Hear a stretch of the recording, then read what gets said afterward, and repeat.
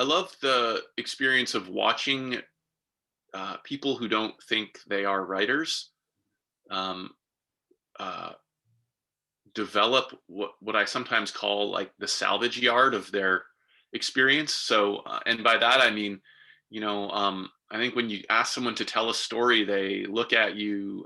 What's the expression? Like a deer in the headlights. Just kind of in shock. Yeah. And then, what is so gratifying for me is giving people the space or the permission or whatever word you want to use there to start just taking raw material from their own experience and putting it in front of them. And the phrase salvage yard has always been really important to me, or junkyard, I suppose.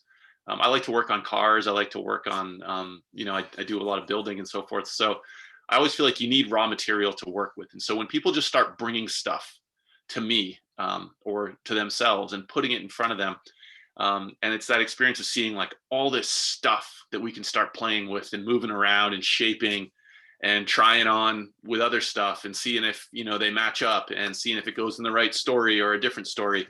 So it's that really messy kind of reckless period of writing where you're just bringing a bunch of stuff to the table without really knowing what's going to be useful and what's not. And for me, whenever I'm into a project, I'm actually working on my truck outside right now.